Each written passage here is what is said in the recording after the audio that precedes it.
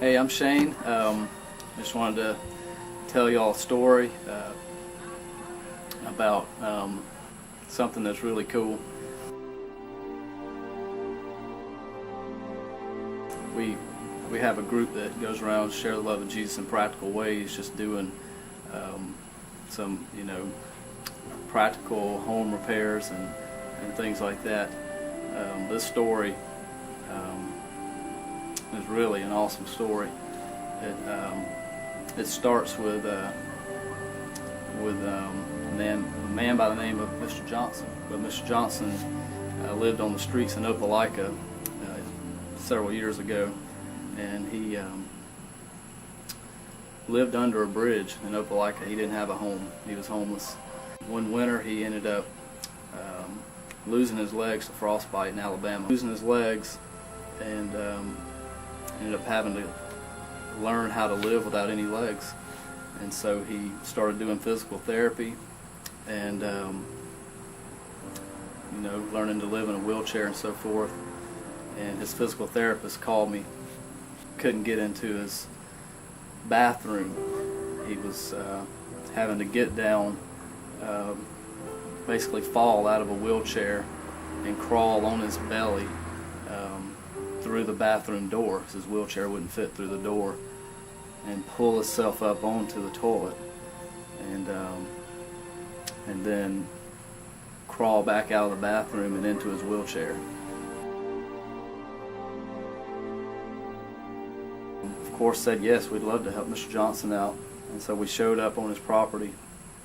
This was in 2005. We showed up on his property, and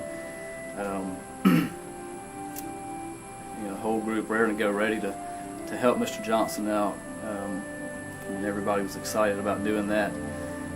And out from the door comes a very mad man. They didn't need any help, is what he said, and he comes storming out of the house with his fist balled up and ready to fight. And as he ran towards me, I just opened my arms up and hugged him. Actually, God opened his arms up through me to hug Wes. That was Mr. Johnson's son. And when we, so that was when I met Wes, at that moment in 2005. And so we ended up widening the door, and to this day, Mr. Johnson can get through the door now in his wheelchair, and he doesn't have to climb out of his wheelchair and then get back into his wheelchair. He can just wheel right into the wheelchair. And after that day, Wes and I just started developing a relationship, friends, just hanging out, and so time rocked on, and then I one night on the phone, I was just talking on the phone, and Wes, I shared the gospel with him again. We'd just done that, tons of times, several times, and Wes never accepted it, and it just wasn't the right time until one night, a year later, in 2006, after we had showed up on the property. Wes, he couldn't resist it any longer. He prayed to receive Christ, and he's a changed man. My name is Wes, and I'm here to tell y'all a little piece about my life and how I've been living. And when I came and let Jesus Christ in my heart, that I'm a kind of changed kind of guy. I mean, I come from kind of rough kind of life. Back in, I was young as a youth. I was pretty good as a youth, as a kid, because my mother didn't whoop me, so, that made a thing. But as I got older, I got out on my own. And then come to jail and stuff. Then come to getting locked up, and then all the police fighting and all this.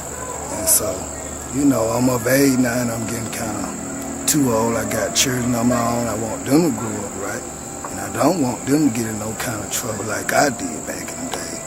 What I'm trying to tell you, it's not all about that. It's about just getting out here, looking out for other people instead of yourself, and staying out that trouble and out the street. And I understand them because Shane, and from the stuff that they show what they did for my father and everything, and people that they do for the community, they do it out the goodness of their heart. They don't do it for no money, no stuff like that. They do it from the bottom of their heart because God just showing them to do this. So anyway, that's how I came to met Shane.